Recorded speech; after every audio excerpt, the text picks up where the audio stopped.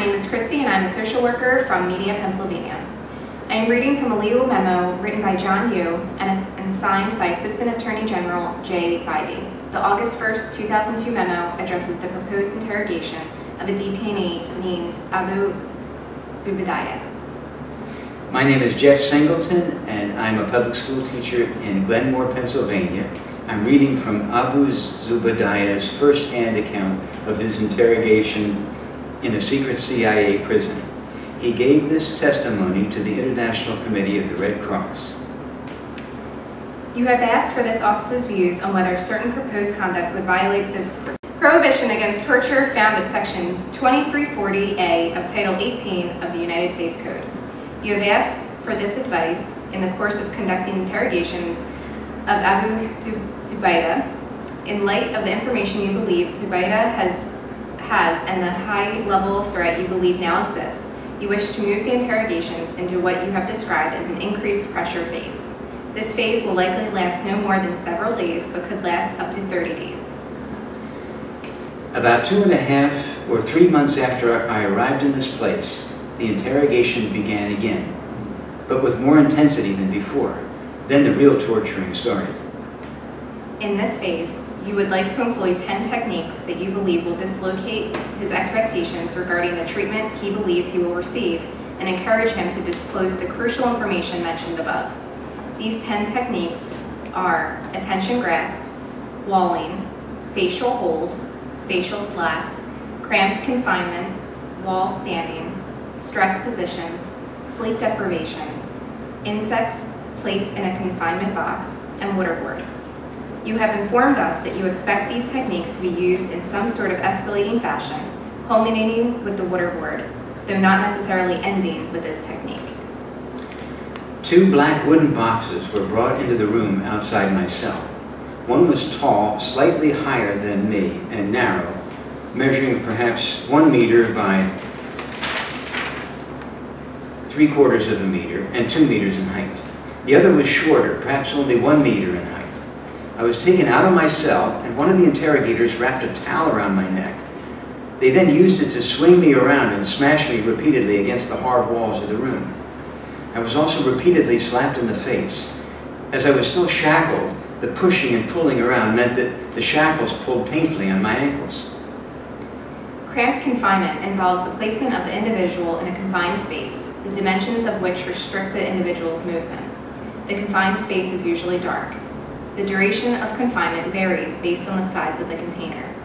For the larger confined space, the individual can stand up or sit down. The smaller space is large enough for the subject to sit down. Confinement in the larger space can last up to 18 hours. For the smaller space, confinement lasts no more than 2 hours. I was then put into the tall box for what I think was about 1.5 to 2 hours.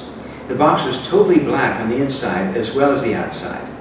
It had a bucket inside to use as a toilet and had water to drink provided in a bottle. They put a cloth over the outside of the box to cut out the light and restrict my air supply. It was difficult to breathe. For walling, a flexible false wall will be constructed. The individual is placed with his heels touching the wall. The interrogator pulls the individual forward and then quickly and firmly pushes the individual into the wall. It is the individual's shoulder blades that hit the wall. During this motion, the head and neck are supported with a rolled hood or towel that provides a C-collar effect to help prevent whiplash. To further reduce the probability of injury, the individual is allowed to rebound from the flexible wall. You have orally informed us that the false wall is in part constructed to create a loud sound when the individual hits it, which will further shock or surprise the individual.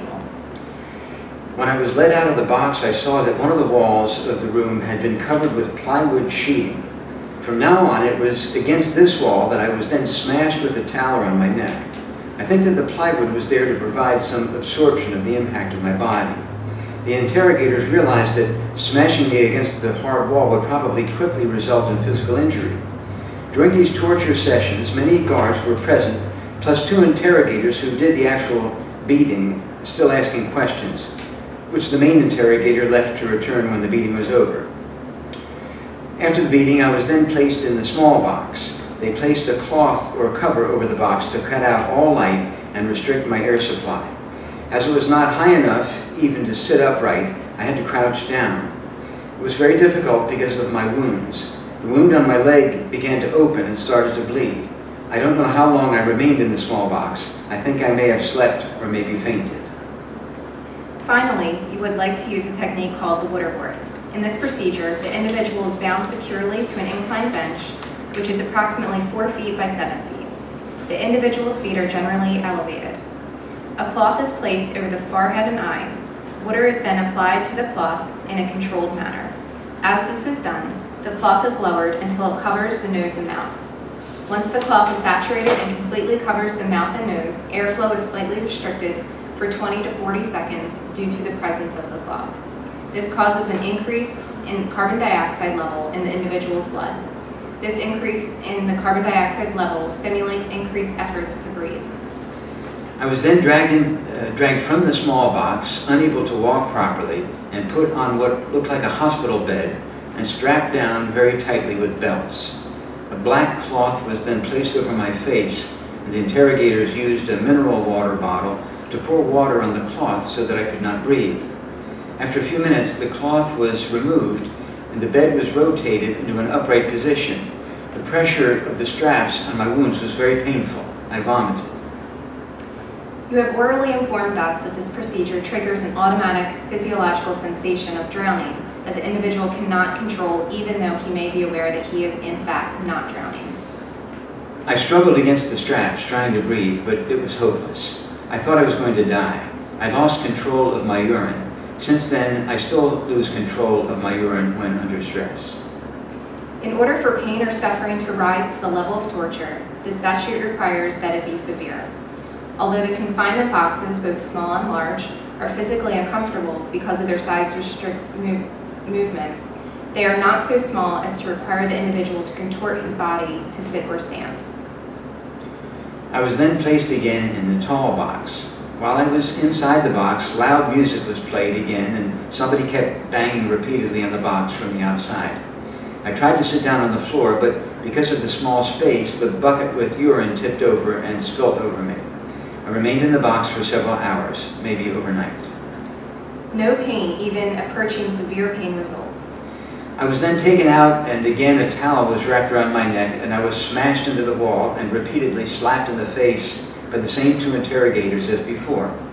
I was then made to sit on the floor with a black hood over my head until the next session of torture began. As we explained in the Section 2340A memorandum, pain and suffering is best understood as a single concept, not distinct concepts of pain as distinguished from suffering. This went on for approximately 1 week. During this time, the whole procedure was repeated 5 times. The waterboard, which inflicts no pain or actual harm whatsoever, does not, in our view, inflict severe pain or suffering. On each occasion, I was suffocated once or twice and was put in the vertical position on the bed in between. On one occasion, the suffocation was repeated 3 times. I vomited each time. Even if one were to treat suffering as a distinct concept, the waterboard could not be said to inflict severe suffering. I collapsed and lost consciousness on several occasions. Eventually, the torture was stopped by the intervention of the doctor. The waterboard is simply a controlled, acute episode. I was told during this period that I was one of the first to receive these interrogation techniques, so no rules applied. It felt like they were experimenting and trying out techniques to be used later on other people. Again, I'm Jeff Singleton. We're at the Friends meeting in Phoenixville, Pennsylvania. We're here because our faith makes us believe that this is just terribly wrong. I think it's important that we reckon with torture because I don't think Americans, or anyone, but especially not Americans, should ever do anything like this to another human being.